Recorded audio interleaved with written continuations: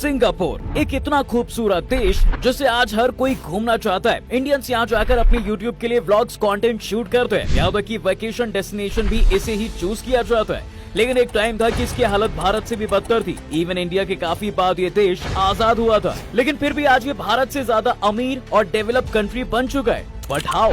अगर हम दुनिया का नक्शा देखेंगे तो इसमें एक छोटा सा देश है जो एरिया के हिसाब से दिल्ली का भी आधा है, जिसका नाम है सिंगापुर।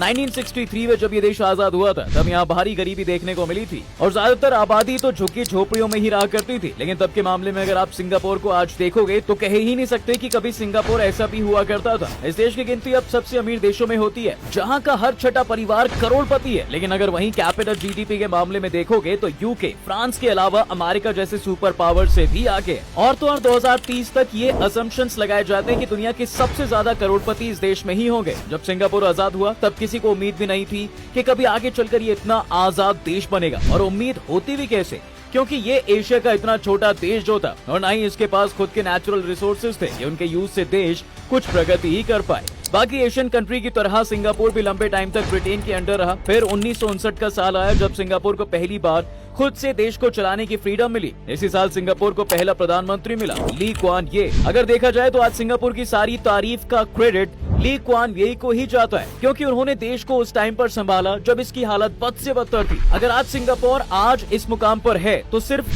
ली क्वान ये की वजह से। देश में तरक्की की शुरुआत इन्होंने ही की थी। अब देश की हालत सही रास्ते पर लाने के लिए सबसे पहले कदम उठाना था अपने पड़ोसी देशों से रिलेशन अच्छे करना। पर यहाँ जब उन्होंने हाथ आजमाया तो कुछ हाथ नहीं लगा, क्योंकि पड़ोस में था मलेशिया, जहाँ मलाई वर्सेस बाहरी लोगों का मुद्दा जोर पकड़ा हुआ था। वो इसलिए क्योंकि सिंगापुर में रहने वाले ज्यादातर लोग चाइना से आए थे, जो मलेशियन पार्टियों को फूटी आंख नहीं सुहाते थे।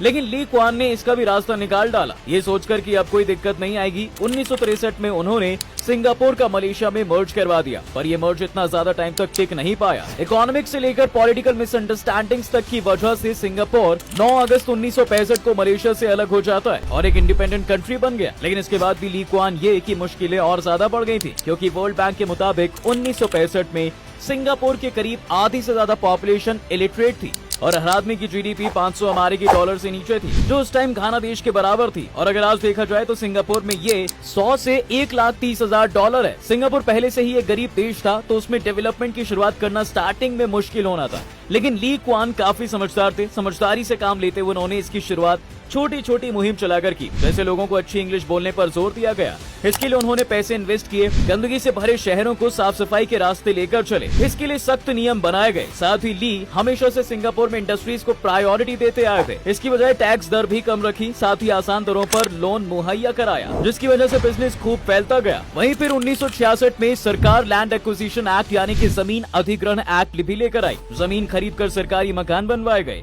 ताकि लोग सस्ती दरों पर अपना घर खरीद सके। इसके लिए एक अलग स्कीम शुरू हो गई ताकि लोग बचत करना शुरू करें। ली ने फॉरेन इन्वेस्टमेंट पर अच्छा खासा ध्यान दिया। उनका मानना था कि कुछ पाने के लिए सिंगापुर को एक कॉस्मोपॉलिटियन सेंटर होना चाहिए, जो दुनिया भर के टैलेंट को अट्रैक्ट करता हो। शानदार सड़कें और हाईवे बनाए जाएं, जिससे डेवलपमेंट आसानी से हो सके। अब सिंगापुर की इकोनॉमिकल कंडीशन पहले से काफी बेहतर हो गई थी।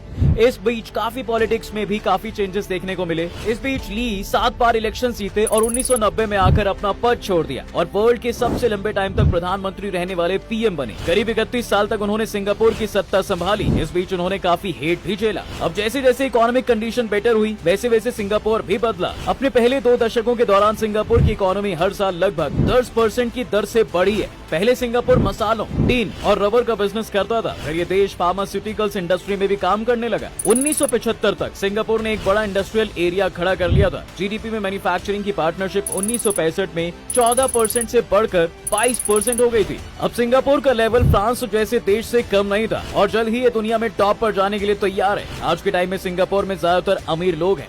आपको वीडियो कैसे लगा हमें कमेंट करके जरूर बताएं। वीडियो को लाइक शेयर करें।